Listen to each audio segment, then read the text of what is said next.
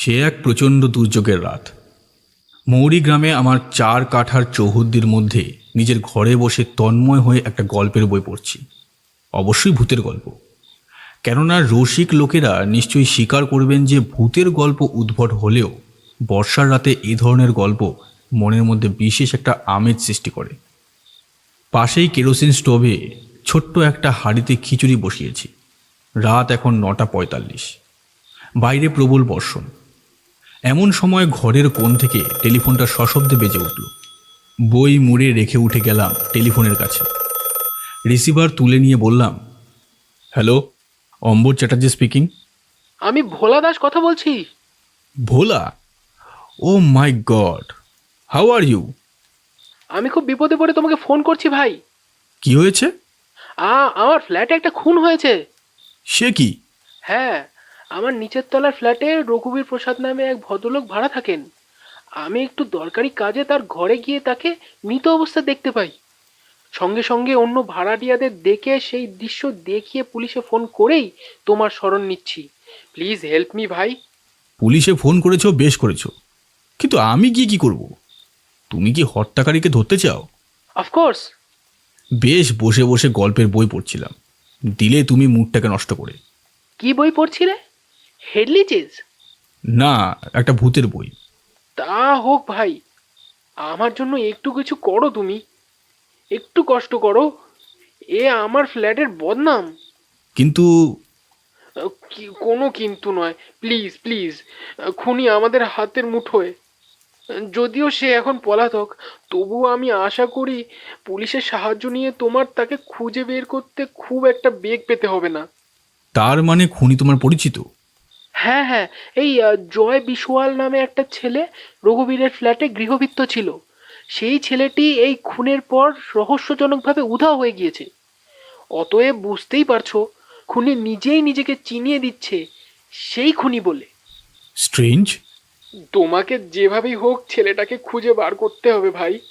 বেটা শয়তান আমার ফ্ল্যাটেরই দুর্নাম করলো। এই ফ্ল্যাটে আর কেউ ভাড়া আসতে চাইবে না। তাছাড়া রঘুবীর প্রসাদের মতো একটা ভালো লোককে, ছি ছি ছি ছি ছি ছি। বেশ রহস্যময় খুন তাহলে। তুমি রেডি থাকো, আমি গাড়ি নিয়ে তোমাকে আনবার জন্য এক্ষুনি রওনা দিচ্ছি। আমি আর কি করব, বলার আগেই রিসিভার নামিয়ে রাখার শব্দ শুনতে পেলাম। এই প্রচণ্ড দুর্যোগের রাতে ঘর থেকে বেরোতে হবে শুনেই গায়ে জ্বর এলো।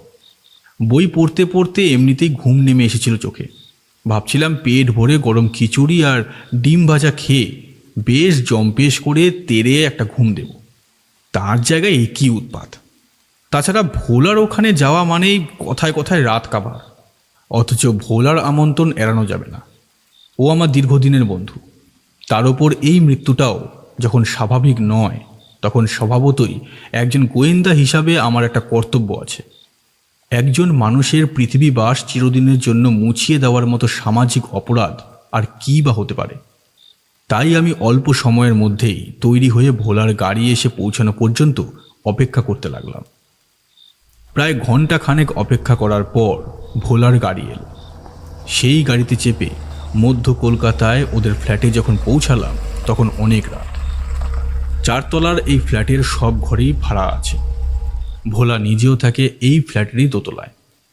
গ্রাউন্ড ফ্লোরে থাকতেন রঘুবীর প্রসাদ। সেই প্রচণ্ড দুর্যোগের রাতে আমি আসার আগেই পুলিশ এসে তাদের কাজকর্ম শুরু করে দিয়েছে। গাড়ি থেকে নেমে রঘুবীর প্রসাদের ঘরে ঢুকিয়ে দেখলাম একটি সোফায় আধশোয়া হয়ে রঘুবীর প্রসাদ শুয়ে আছেন। তার মাথায় কোনো একটি ধারালো অস্ত্রের ঘা দেওয়া। প্রচুর রক্তক্ষরণের মধ্যে সে এক ভয়াবহ দৃশ্যের সৃষ্টি হয়েছে সেখানে। রাত অধিক হওয়ার জন্য এবং বৃষ্টিপাতের দরুনই সম্ভবত বাইরের লোকের কোনো ভিড় নেই সেখানে। শুধু ফ্ল্যাটের বাসিন্দারাই পাশে দাঁড়িয়ে নিজেদের মধ্যে জটলা করছেন। প্রত্যেকেরই চোখে মুখে উৎকণ্ঠা ও ভয় ভীতির ছাপ। আমি তাদের উদ্দেশ্য করেই বললাম, আপনারা যে যার ঘরে চলে যান, এখানে দাঁড়িয়ে কোনো আলোচনা করবেন না। যদি প্রয়োজন হয় তাহলে আমরাই আপনাদের ডাকব। বিশেষ করে ছোট ছেলে মেয়ে এবং মহিলাদের এখানে একদম আসতে দেবেন না, কেননা এই সব দৃশ্য দেখলে তাদের মনে হয়তো অন্যরকম প্রতিক্রিয়া হবে। বুঝেছেন? বলার সঙ্গে সঙ্গেই জটলা থেমে গেল। সবাই যে যার ঘরে গিয়ে খিল দিলেন। এদিকে পুলিশ তার কাজ করতে থাকলে আমিও আমার কাজ শুরু করলাম। গোটা ঘর তন্ন তন্ন করে খুঁজে সন্ধানী দৃষ্টি মেলে যা কিছু দেখবার দেখে ভোলাকে জিজ্ঞেস করলাম, রঘুবীর প্রসাদ কি এখানে একা থাকতেন? হ্যাঁ, না, মানে জয় বিশওয়াল নামে ওনার এক চাকর এখানেই থাকতো। প্রসাদজি কতদিন আছেন এ ফ্ল্যাটে? তা ধরো বছর 10। এই 10 বছর ধরে একা? ফ্যামিলি নেই ওনার? হ্যাঁ, স্ত্রী, পুত্র, কন্যা সবাই আছে। তারা মাঝে মাঝে আসে, থাকে। এই তো রঘুবীর প্রসাদের স্ত্রী এবং তার 2 ছেলে মাসখানেক আগে এখানে থাকার পর গত সপ্তাহে দেশে গেল। কোথায় দেশ ওনার? বিকানেরে। আমি আরও ভালো করে চারিদিক দেখে এক জায়গায় একটি ছোট্ট জিনিস কুড়িয়ে পেলাম। সবার অলক্ষ্যে চুপ করে সেটি পকেটে পুরে আবার প্রশ্ন করলাম, আচ্ছা, রঘুবীর প্রসাদ বিজনেসম্যান ছিলেন নিশ্চয়ই? কিসের ব্যবসা ছিল বলতো? হার্ডওয়্যারের। ক্যানিং স্ট্রিটে ওর দোকান আছে। বলে আর একবার চারিদিকে তাকিয়ে দেখলাম। কাদায় রক্তের দাগে চারিদিক প্যাচ প্যাচ করছে। উত্তরের জানলাটা খোলা থাকায় জলের ঝাপটা ঢুকে ঘরের একদিক ভেসে যাচ্ছে। আমি জানলাটা বন্ধ করতে করতে বললাম, যে ছেলেটা এখানে কাজ করত তার নাম কি যেন বললে? জয় বিশওয়াল। ছেলেটা তাহলে পলাতক? হ্যাঁ, আমার দৃঢ় বিশ্বাস এ কাজ তারই। কিন্তু একটা কথা কিছুতেই ভেবে পাচ্ছি না, খুনি কোন জিনিসের সাহায্যে হত্যা করলো প্রসাদজিকে? তা ঠিক, তবে কি জানো চ্যাটার্জি, খুনের পর ভয়ে খুনির মনের অবস্থা এমন হয়ে যায় যে প্রমাণ লোপের নানা রকম ফন্দি তার মনের মধ্যে আপনা থেকেই এসে যায়। বিশেষ করে 24-25 বয়সের ছেলের। হিন্দি সিনেমা দেখে এসব কাজে তো সে পাকা হবেই। পুলিশ তখন বডি সরাবার জন্য প্রস্তুতি নিতে লাগলো। আমাকে জিজ্ঞেস করলো, আপনি কি আর কিছু দেখতে চান? না না, ডেড বডি নিয়ে যেতে পারি? হ্যাঁ, নিয়ে যান। বলে ভোলাকে বললাম, চলো ওপরে চলো, তোমার ঘরে যাই। পুলিশের কাজ পুলিশ করুক, আমরা গিয়ে একটা চাই খাই। খুনের কিনারা করতে খুব একটা অসুবিধে হবে না, পুলিশই ধরবে বেটাকে। পরিষ্কার বোঝা যাচ্ছে ওই ব্যাটারই কাজ এটা। সিঁড়ি ভেঙে দোতলায় উঠে ভোলার ফ্ল্যাটে যখন প্রবেশ করলাম তখন মনে হলো যেন স্বর্গে প্রবেশ করছি। কি চমৎকার সাজানো ঘর! ভোলা ঘরে ঢুকেই ডাকলো, তপতি। পাশের ঘর থেকে ওর বউ হাসি খুশি মুখে বেরিয়ে এলো। এসেই 2 হাত জোর করে নমস্কার জানালো আমাকে। ভালো আছেন চ্যাটার্জিরা? হ্যাঁ, তোমার বাচ্চারা ভালো আছে তো? হ্যাঁ, দুটোকেই বোর্ডিংয়ে দিয়েছি। আর বলবেন না, বড় দুরন্ত হয়েছে, একদম কথা শুনতে চাইছে না। ভোলার বউ তপতি বাঙালি মেয়ে, আমারই আর এক বন্ধুর বোন। ছোটবেলা থেকেই ওকে দেখছি, খুব ভালো মেয়ে। আগে 2 বেলা পেট ভরে খেতে পেত না, এত গরিব ছিল। এখন ভাগ্যের জোরে মধ্য কলকাতার এই চমৎকার ফ্ল্যাটের মালকিনী, কয়েক লক্ষ টাকার মালিক। যাক, ঘরে ঢুকে একটা সোফায় গা এলিয়ে দিয়ে বললাম, আমাকে এই বাদলার বাজারে আর কিছু নয়, স্রেফ একটা চা অথবা কফি খাইয়ে দাও। তপতি সঙ্গে সঙ্গে কিছু একটা করতে রান্নাঘরে চলে গেল। আমি আয়েশ করে পায়ের ওপর পা তুলে বললাম, আচ্ছা ভোলা, এইবার 2-1 কথা তোমাকে জিজ্ঞেস করি। দাঁড়াও, তার আগে একবার বাথরুমের কাজটা সেরে আসি। 1 মিনিট, আলোটা জেলে দিই। ভোলা সুইচ টিপলে আমি বাথরুমে ঢুকে চোখে মুখে জল দিতে গিয়ে কেমন যেন শিউরে উঠলাম। হঠাৎ রঘুবীর প্রসাদের সেই রক্তে ভাসা মুখখানা আমার চোখের সামনে ফুটে উঠল। আমি আর এক মুহূর্ত সেখানে না থেকে বেরিয়ে এলাম। আমার হাত পা যেন কাঁপছে। কি হলো চ্যাটার্জি? না না, কিছু না, হঠাৎ মাথাটা কীরকম ঘুরে গেল বলে আবার সোফায় বসে পড়লাম। আসলে ঘুমের ঘোরটা কাটিয়ে রাত্রি জাগরণ তো। তা যাক, আসল কথায় আসি। বলো। জয় বিশওয়াল প্রসাদজির কাছে কতদিন ছিল? অনেক দিন। তবু আগের কথা বলতে পারবো না, তবে প্রসাদজি ওকে সঙ্গে নিয়েই আমার ফ্ল্যাটে এসেছিলেন। ও, তাহলে একেবারে নতুন নয়, পুরাতন ভৃত্য। বলে কিছুক্ষণ পায়ের ওপর পা রেখে পা নাড়তে লাগলাম। তারপর বললাম, পুরাতন ভৃত্যরা কিন্তু শুনেছি খুবই বিশ্বাসী হয়, সচরাচর তারা এরকম করে না। এক্ষেত্রে তো করেছে। এটা ব্যতিক্রম। অবশ্য কার মনে যে কখন কি মতলব আসে তা কেউ বলতে পারে না। ব্যাপারটা কি জানো, যখন ছোট ছিল তখনকার কথা আলাদা, কিছু বুঝতো না। এখন বুঝতে শিখেছে, টাকা পয়সার মূল্য, জিনিসপত্রের দামের সম্বন্ধে অবহিত হতে পেরেছে। বিশেষ করে ওকে সন্ধ্যাবেলায় আমি ঘর গুছোতে দেখেছি। আচ্ছা, তবে বলছি কি, তারপরেই খুন, এবং খুনের সঙ্গে সঙ্গে ছেলেটি উধাও। শুধু তাই নয়, তার সঙ্গে সিন্দুকটাও খালি। সে কি? তাহলেই বোঝো, আর কি সন্দেহের অবকাশ থাকে? খুন ঠুন করে পাখি হয়তো এখন দিল্লি কি বোম্বের দিকে উঠছে। কিন্তু ও ঘরে কোনো সিন্দুক দেখলাম না তো আমি। দেখনি? না। ওহো, ওটা তো কভার দিয়ে ঢাকা ছিল। দেখবে? নিশ্চয়ই। চলো তবে। আবার নেমে এলাম।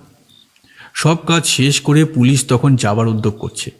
আমি বললাম, 1 মিনিট বলে ভোলার সঙ্গে ঘরে ঢুকলাম। ভোলা ঘরের এক কোণে গিয়ে ঢাকা সরিয়ে সিন্দুকের তালা খুলতেই দেখলাম সব ফর্সা, শূন্য সিন্দুক খাকা করছে। স্ট্রেঞ্জ। এর ভেতরে টাকা পয়সা, সোনা দানা সব কিছুই ছিল। কিছু না হলেও 10-20 হাজার টাকা তো সব সময় থাকতো প্রসাদজির কাছে। তাছাড়া সামনেই প্রসাদজির মেয়ের বিয়ে, প্রচুর গয়নাগাটিও সেই উপলক্ষে কিনেছিলেন তিনি। কিছু তার স্ত্রী এসে নিয়ে গেছে, কিছু ছিল। প্রসাদজির স্ত্রী একটি বহুমূল্যবান নেকলেস পালিশের জন্য এবং হিরে সেটিংয়ের জন্য রেখে গিয়েছিলেন, সেটিও নেই। যশ বিশোয়াল ছাড়া এই ঘরের গোপন সামগ্রীর কথা কেউ জানতো না। আমাদের ঘরে জয় মাঝে মাঝে আসতো এবং তপদির কাছে বলতো, তাই আমরা এসব জানি। অতএব বুঝতেই তো পারছো খুনিকে। পারছি, কিন্তু কিভাবে খুন হলো সেটাই আমাকে দেখতে হবে। পুলিশের লোকেরা বাইরে তখন অধৈর্য হয়ে পড়ছিল, তাই বললাম, আপনারা এবার যেতে পারেন, আমি বাকিটা তদন্ত করছি। ওরা চলে গেলে আমি ভোলাকে বললাম, আচ্ছা ভোলা, এবার বলো তো ভাই, তোমার ফ্ল্যাটে মোট কতজন ভাড়াটে আছে? তা ধরো 2 রুমের ফ্ল্যাট তো, নিচে প্রসাদজি এবং শুকুলজি। শুকুলজি? হ্যাঁ, সামনের দিকে থাকে। কি করেন ভদ্রলোক? ট্যাক্সি ড্রাইভার, নিজেরই ট্যাক্সি অবশ্য, ইউপির লোক। ওর পরিবারবর্গকে নিয়েই থাকে। তোমরা থাকো দোতলায়। তোমার সামনের ঘরে তো ডক্টর ভট্টাচার্য থাকেন, খুবই ভদ্র, আলাপ হয়েছিল একবার। শুধু ডাক্তার ভট্টাচার্য কেন, সত্যি কথা বলতে কি ভাই, আমার ফ্ল্যাটের বাসিন্দারা প্রত্যেকেই খুব ভদ্র, তারা কেউই সন্দেহজনক নয়। শুকুলজি যা একটু নেশা ভাঙ করে, তাছাড়া লোকটার আর কোনো দোষ নেই। এসব খুন ঠুন, ওরে বাবা, এসব ওর পক্ষে একেবারেই সম্ভব নয়। ক্রিমিনাল কেসে আমার অভিজ্ঞতায় অসম্ভব বলে কিছু নেই, বুঝলে। এমন সময় সিঁড়ির কাছ থেকে তপতির কণ্ঠ শোনা গেল। তপতি আমাকে কখনো মিস্টার চ্যাটার্জি, কখনো চ্যাটার্জিদা বলে। তপতির ডাক শুনে ভোলাকে বললাম, চলো আবার উপরে যাওয়া যাক। আমরা দুজনে ঘরের দরজায় শিকল দিয়ে উপরে উঠলাম। তুমি ইচ্ছে করলে আজ রাতে অথবা কাল সকালে এসে আমার ভাড়াটিয়াদের জবানবন্দি নিতে পারো। তার কোনো প্রয়োজন দেখছি না। 2 আর 2 4-এর মতোই হিসেব এখানে পাকা। এখন যেভাবেই হোক জয় বিশওয়ালকে গ্রেফতার করতে হবে। আবার ঘরে এসে সোফায় গা এলিয়ে কফির পেয়ালায় চুমুক দিলাম। রাত শেষ হয়ে আসছে। ঘড়ির দিকে তাকিয়ে দেখলাম 3টে বাজতে 2 মিনিট বাকি। কফি খেতে খেতেই তপতির দিকে চেয়ে হেসে বললাম, মেনি থ্যাঙ্কস। এইরকম একটি দারুণ মুহূর্তে কফি খাওয়ানোর জন্য অনেক ধন্যবাদ। ঠিক এই রকম অনুরোধ আমিও আপনাকে দিতে পারি, যদি অনুগ্রহ করে আজ রাতে আপনি আর বাড়ি ফিরে না যান। আসলে ব্যাপার কি জানো তপতি, আমি একটু বেলা অবধি ঘুমোই, আর একা থেকে থেকে এমন একটা অভ্যাস হয়ে গেছে আমার যে অন্য কোথাও রাত্রিবাস করাটা ঠিক পোষায় না। আমি শুধু তোমাদের আর 2-একটা কথা জিজ্ঞেস করেই পালাবো এখান থেকে। মনে হচ্ছে দুর্যোগটাও একটু একটু করে কেটে আসছে। থাকতে পারতে আজকের রাতটা। তুমি তো আমাকে জানোই ভাই, তবে কেন অনুরোধ করছো? তা যাক, তুমি তাহলে বলছো তোমার ভাড়াটিয়ারা মোটেই সন্দেহজনক নয়। আমি এর আগেও বলেছি, এখনও বলছি, একেবারেই না। তাহলে ঘুরে ফিরে সন্দেহটা জয় বিশওয়ালের ওপরেই পড়ছে। ওর দেশ নিশ্চয়ই ওড়িশা। তুমি কি করে জানলে? সারনেমটাই বলে দিচ্ছে। ঠিকানা জানো? না ভাই, অন্যের বাড়ির চাকরের ঠিকানা কে কবে জেনে রেখেছে বলো তো? তবে এটুকু জানি, বালাসোর ডিস্ট্রিক্টে ওর বাড়ি। এরপর কিছুক্ষণ চুপচাপ। নীরবতা ভেঙে একসময় আমি বললাম, প্রসাদজির বাড়িতে খবর পাঠানোর কি হবে? আমি নিজে ব্যক্তিগতভাবে একটা টেলিগ্রাম করব। তাছাড়া পুলিশকে তো সব বলেছি, পুলিশ নিশ্চয়ই খবর দেবে। সত্যি কি দুর্ভাগ্য বলো তো, এই গত সপ্তাহে ওর বউ ছেলে দেশে গেল, সামনেই মেয়ের বিয়ে, আর এদিকে এই কি সর্বনাশ। এই জন্যই কোনো স্থায়ী ঝি চাকর বাড়িতে রাখতেই নেই। ঠিক আছে, কালপ্রিটকে খুঁজে বার করছি। কিন্তু আশ্চর্য, এত বড় একটা মার্ডার হয়ে গেল অথচ তোমরা কেউ একটা আর্তনাদ শুনতে পেলে না। কি করে শুনবো? যা দুর্যোগ, সবারই ঘরের জানলা দরজা তো বন্ধ। তবু রক্ষে যে তুমি টের পেয়েছো, না হলে সারা রাতেও কেউ জানতে পারতো না। আমিও টের পেতাম না। দিব্যি ঘরে বসে রেডিওতে বিবিধ ভারতীয়র অনুষ্ঠান শুনছি, তপতি উল বুনছিল। হঠাৎ ওই বলল, নিচের ঘর থেকে যেন প্রসাদজির চিৎকার শুনতে পেলাম। সে কি বলে রেডিও বন্ধ করে আর কিছু শোনা যায় কিনা তা শুনবার জন্য কান খাড়া করে রইলাম। তবুও তপতির জেদাজেদিতেই নিচে নেমে গিয়ে দেখি সর্বনাশা এই কাণ্ড। সকলকেই তখন ডেকে দেখাই, থানায় ফোন করি, তোমাকেও জানাই। ব্যাস, ঠিক আছে, এখন চলো তো আরেকবার ঘরটা দেখি। এই নিয়ে 3বার হবে। একটা কথা আছে জানো তো, যেখানে দেখিবে ছাই উড়াইয়া দেখো তাই। সত্যি তোমরা গোয়েন্দারাও পারো বটে, ধৈর্যও বটে তোমাদের। তুমি বিরক্ত হচ্ছ না তো? আরে না না, কি যে বলো, চলো চলো। আমি তপতিকে বললাম, আচ্ছা যাচ্ছি, কাল দুপুর অথবা সন্ধ্যায় আবার আসবো। আমাকে আরেকবার কফি খাওয়াতে রাগ করবে না নিশ্চয়ই? তা করব না, তবে আপনার চলে যাওয়ার জন্য কিন্তু ভীষণ রাগ করব। আমি ভোলাকে নিয়ে আবার প্রসাদজির ঘরে ঢুকলাম। ওটা শোবার ঘর, ও পাশে কিচেন, তারপর বাথরুম। আর সেদিকে যেতে গিয়েই দেখি হঠাৎ এক জায়গায় চাপ চাপ রক্ত। এই ঘরে একটি ভয়ানক হত্যাকাণ্ড হলেও এখানে এত রক্ত কি করে এলো? তাই অবাক বিস্ময়ে ডাকলাম, ভোলা, কুইক! কি কি কি হয়েছে? ভোলা ছুটে এলো আমার কাছে। Look that. এ তো রক্ত। রক্ত? কিন্তু এত রক্ত এখানে কি করে এলো? তাই তো। রক্তটা কিচেনের মধ্যেই চাপ চাপ বেশি, তারপর বিন্দু বিন্দু ধারায় বাথরুমের দিকে এগিয়ে গেছে। বাথরুমের ভেতরেও রক্ত, অথচ আর কোথাও নেই। আমার তো মনে হয় প্রথমে প্রসাদজিকে খুন করে বাথরুমে লুকিয়ে রাখা হয়েছিল, তারপর আবার যে কোনো কারণেই হোক প্রসাদজিকে টেনে এনে এই সোফার ওপর বসিয়ে দেওয়া হয়েছিল। ঠিক, কিন্তু সেক্ষেত্রে সোফা পর্যন্ত একটু রক্তের ধারা তো মেঝেতে আশা করতে পারি।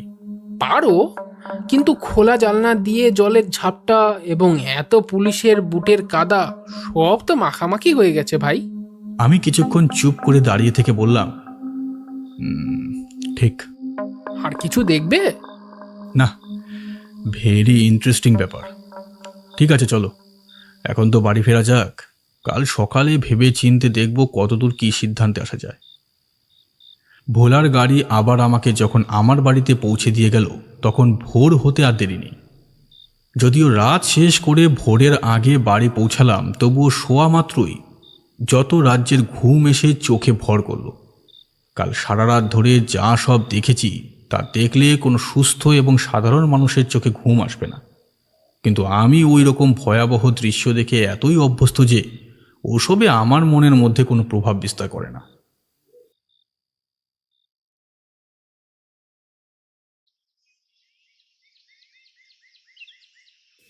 পরদিন প্রায় বেলা 10টা পর্যন্ত ঘুমিয়ে মুখ হাত ধুয়ে চা খেতে খেতে প্রসাদজির ঘরে কুড়িয়ে পাওয়া জিনিসটা পকেট থেকে বার করে আরেকবার নেড়েচেড়ে দেখলাম। এটা আমার খুবই পরিচিত, তাই বিস্ময়ের ঘোরে বারবারই নানা রকম কথা চিন্তা করতে লাগলাম। কিছুতেই ভেবে পেলাম না এটা কি করে ওখানে যেতে পারে। যাই হোক, আমি সেটা আবার যথাস্থানে রেখে সকালের কাগজটার দিকে মন দিলাম। না, প্রসাদজির খুনের খবর কোথাও এতটুকুও ছাপা হয়নি। হয়তো কাল হবে, অথচ এটা একটা দারুণ খবর। আমি কাগজ রেখে টেলিফোনের রিসিভার তুলে ডায়াল করলাম। হ্যালো, লালবাজার। ওদিক থেকে উত্তর এলো, ইয়েস। একটু হোমিসাইড ডিপার্টমেন্টকে দিন না। অপারেটর সঙ্গে সঙ্গে কানেকশন করে দিল। হ্যালো, অম্বর চ্যাটার্জি স্পিকিং। কে? মিস্টার কাঞ্জিলাল। কাল রাতের প্রসাদজির ওই খুনের ব্যাপারটা নিয়ে কথা বলছি।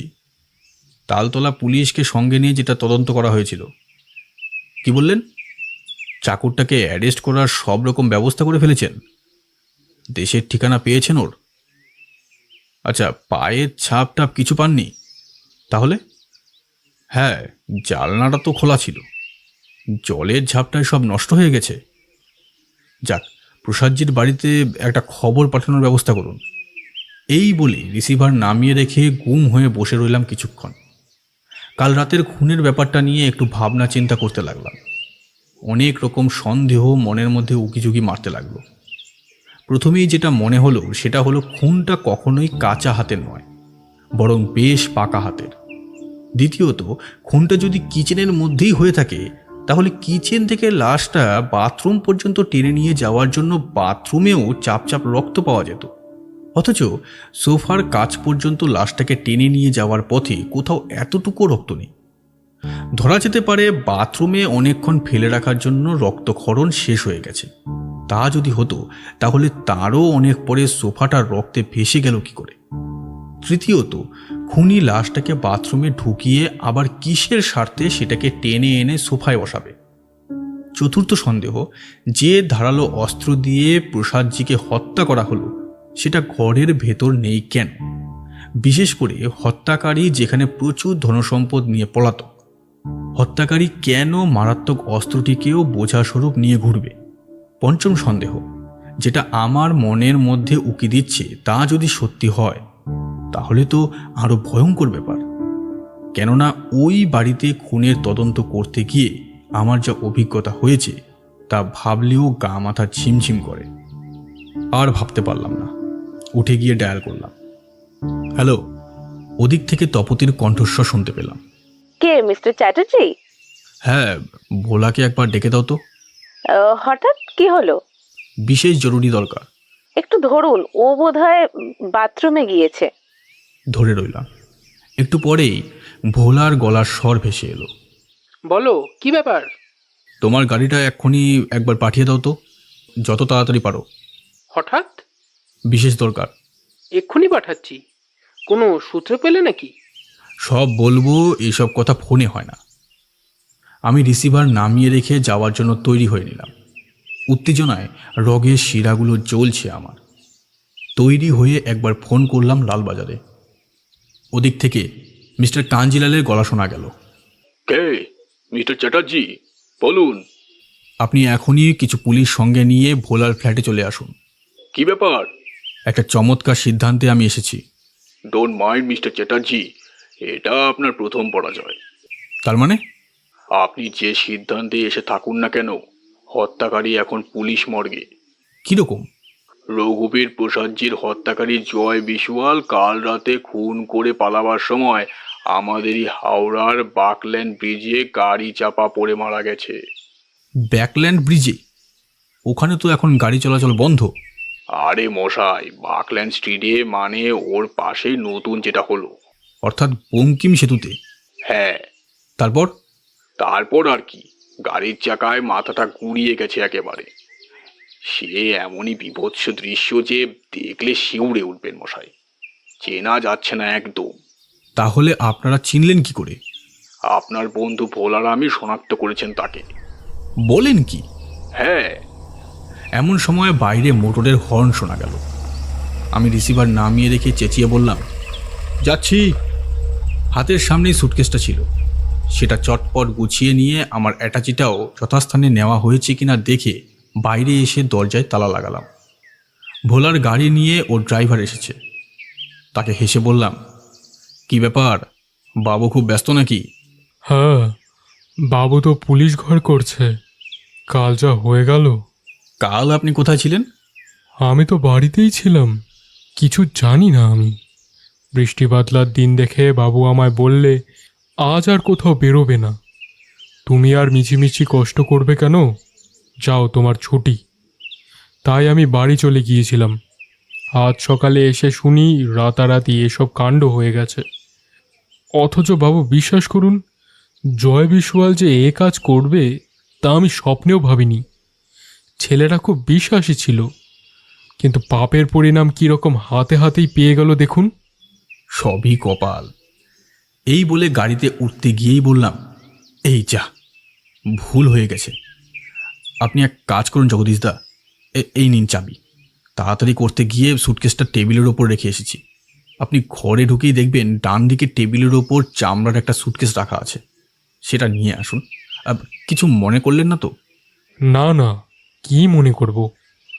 আপনারা কত বড় মানুষ, আর আমি সামান্য একজন। জগদীশদা চলে গেলে আমি পায়চারি করতে লাগলাম। তারপর গাড়ির পেছনে এসে ডালা খুলে দেখলাম সুটকেসটা ভেতরে রাখা যাবে কিনা। হ্যাঁ, ভেতরটা ফাঁকা। জগদীশদা সুটকেস নিয়ে এলে সুটকেসটাকে পেছনে রেখে ডালা বন্ধ করে গাড়িতে উঠলাম। এরপর প্রায় আধ ঘন্টার মধ্যেই ভোলার ফ্ল্যাটে গিয়ে যখন পৌঁছালাম তখন দেখলাম নিচের ঘরে চাবি দেওয়া এবং ওপরের ঘরে তপতি, ভোলা ও মিস্টার কাঞ্জিলাল রীতিমতো খোশ গল্পে মেতে উঠেছেন। তার উপর আমি গিয়ে উপস্থিত হওয়ায় আনন্দের আর অবধি রইল না। তুমি নিশ্চয়ই খুশির খবরটা পেয়েছো ভাই, কালপিট ধরা পড়েছে। তবে দুঃখের বিষয় এই যে ফাঁসির দড়িটা না ব্যাটার গলায় লটকাতে পারা গেল না। তা না যাক, তার চেয়েও অনেক বড় শাস্তি সে পেয়েছে, এবং সবচেয়ে বড় কথা, ব্যাটা মরে বাঁচিয়েছে আমাদের। কি বললেন মিস্টার চ্যাটার্জি? আমি আর কি বলবো বলুন, এরকম নাটক তো এর আগে আর কখনো দেখিনি। তারপর তপতির দিকে চেয়ে বললাম, কালকের কথাটা মনে আছে নিশ্চয়ই? কি কথা? এক পেয়ালা কফি এবং গরম গরম। ওহো, শুধু কফি কেন, আজ সারা দিন থাকতে হবে আপনাদের। আপনার এবং মিস্টার কাঞ্জিলালের নেমন্তন্ন এখানে। গরম ভাত আর মুরগির মাংস না খেয়ে যেতেই পারবেন না এখান থেকে। আমি ব্যস্ত হয়ে বললাম, ওরে বাবা, ওসব আজ নয়, আমাকে এক্ষুনি বর্ধমানের ট্রেন ধরতে হবে ভাই। আমি একেবারে তৈরি হয়ে বেরিয়েছি। হঠাৎ বর্ধমান? দেশ থেকে একটা চিঠি এসেছে, খুবই জরুরি, কাজেই যাওয়া ছাড়া উপায় নেই। 2-3 দিন থাকতেও হবে, পরে এসে একদিন খেয়ে যাব। মিস্টার কাঞ্জিলাল বরং। তা কি করে হয়? আপনার বন্ধুর বাড়ি, আপনি থাকবেন না, অথচ আমিও তাহলে পরেই খাবো। তপতি কফি নিয়ে এলে কফি খেয়েই উঠে পড়লাম। আমার গাড়ি তাহলে পৌঁছে দিক তোমায়। আমি কাঞ্জিলালকে বললাম, আপনার জিপ আছে তো? হ্যাঁ, মোড়ের মাথায় রেখে এসেছি। আমি আপনার জিপেই লালবাজারে যাব। একবার ছোকরার লাশটা দেখে স্টিফেন হাউসে একটা কাজ সেরে ওখান থেকেই একটা ট্যাক্সি নিয়ে চলে যাব। আমি কত আশা করেছিলাম তোমাদের দুজনকে আজ দম ভোর খাওয়াবো। তাতে কি হয়েছে, আমি তো 3-4 দিন বাদেই আসছি। এই বলে বিদায় নিলাম। নিচে নেমে এসে ভোলার অস্টিনের পেছন থেকে আমার সুটকেসটাকে বার করে কাঞ্জিলালের জিপে উঠলাম।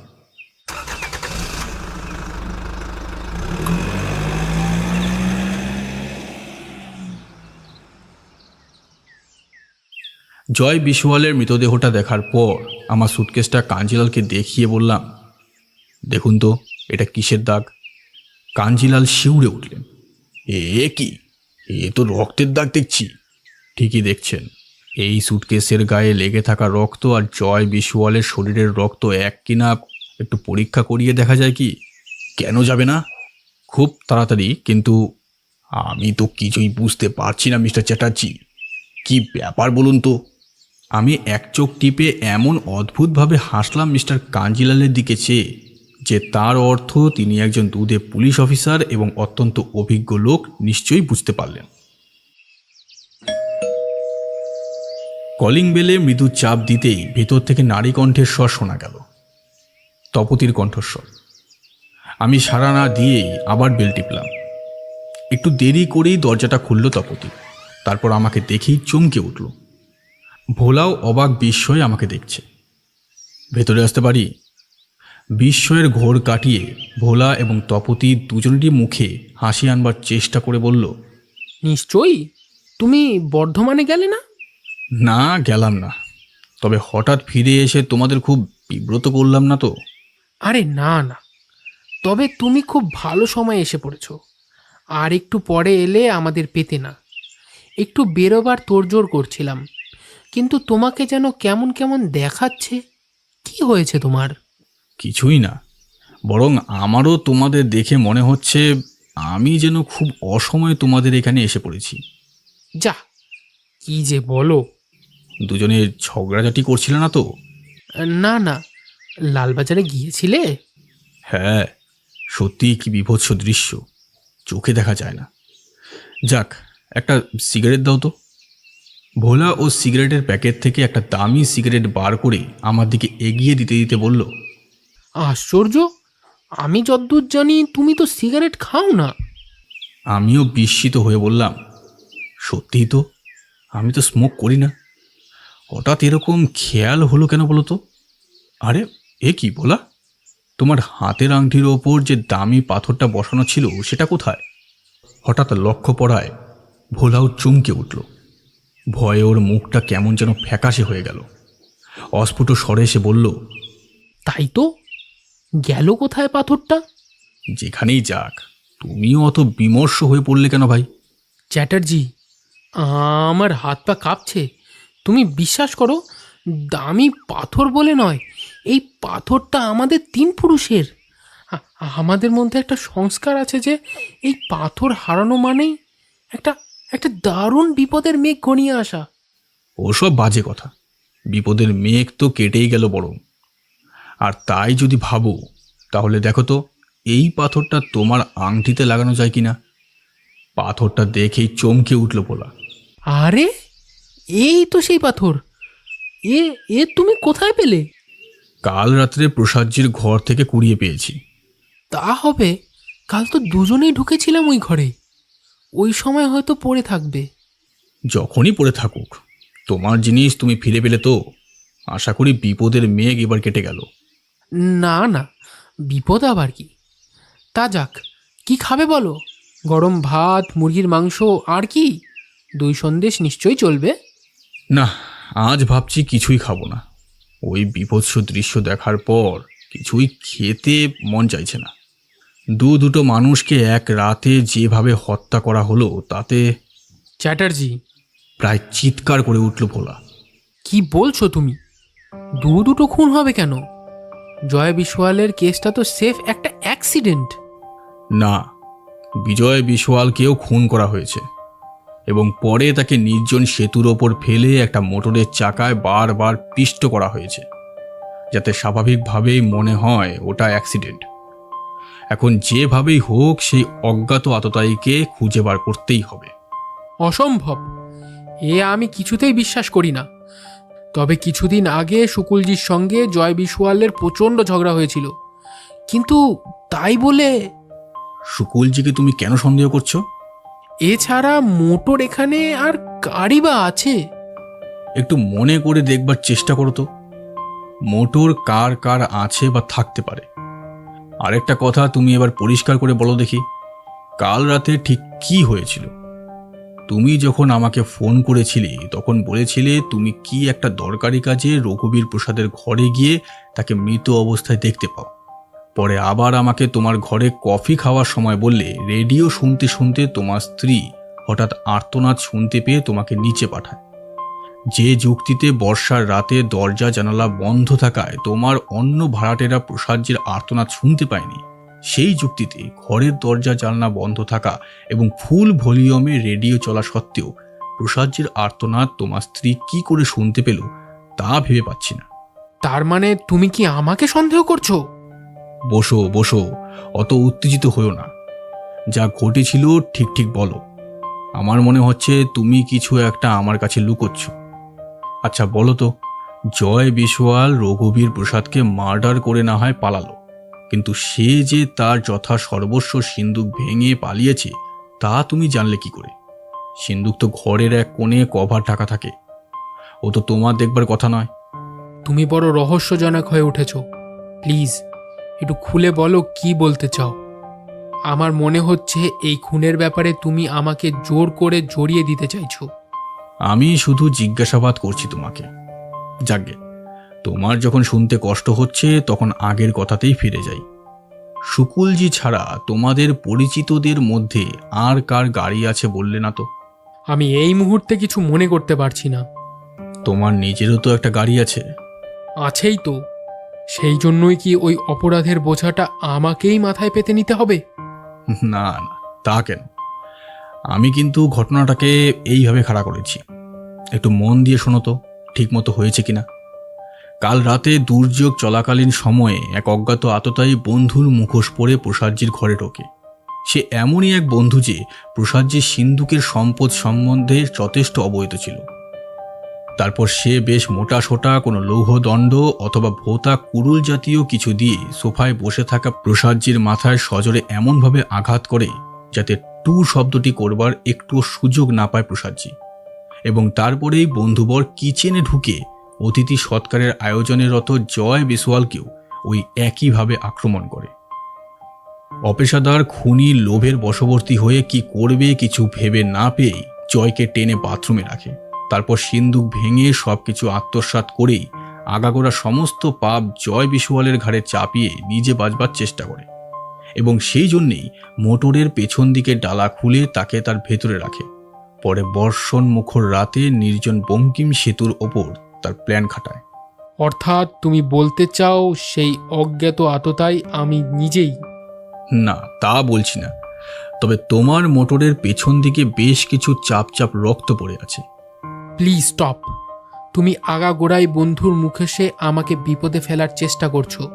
তুমি আমার সত্যিকারের বন্ধু হলে এমনটি কি ভাবতে পারতে না আমাকে বিপদে ফেলার জন্যই আমার গাড়িটি নিয়ে কেউ ওরকম করেছে? আরে তাই তো আমি ভাবছি, না হলে তো তুমি এতক্ষণে অ্যারেস্ট হয়ে যেতে। সত্যি সত্যি বলছো তুমি? তুমি বড় ঘাবড়ে যাচ্ছ ভোলা, এত নার্ভাস হবার কি আছে?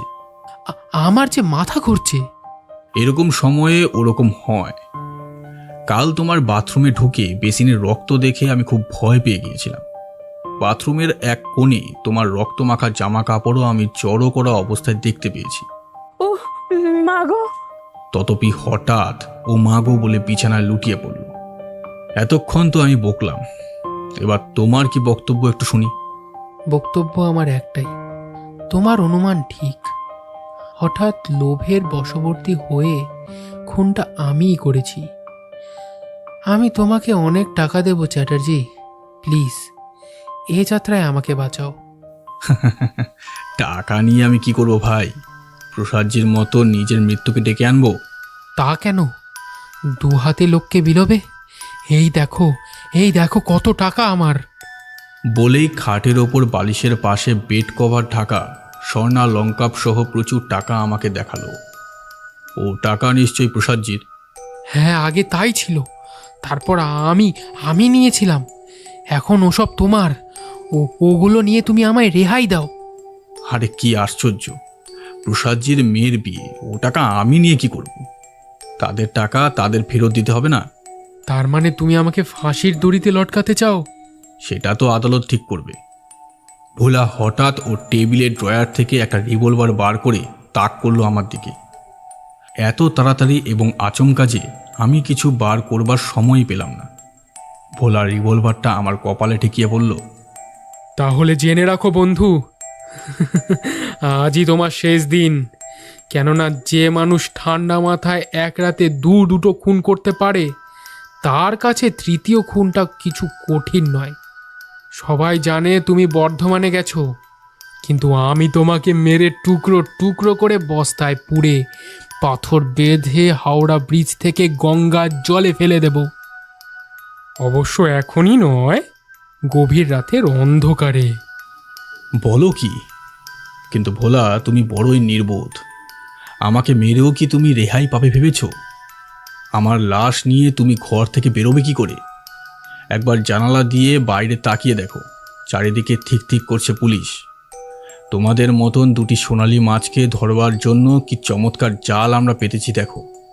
আর এই দরজাটা খোলো, খুললেই দেখবে মিস্টার কাঞ্জিলাল হাতে হাত করা নিয়ে দাঁড়িয়ে আছেন তোমার জন্য। ভোলা আমার কপাল থেকে রিভলভারের নলটা সরিয়ে নিয়ে জানালা দিয়ে উকি মেরে দেখতে গেল আমার কথা সত্যি কিনা। দেয়াল ঘড়িতে তখন টিক টিক শব্দ ছাড়া আর কোনো শব্দই শোনা যাচ্ছিল না সেই দারুণ নিস্তব্ধতায়।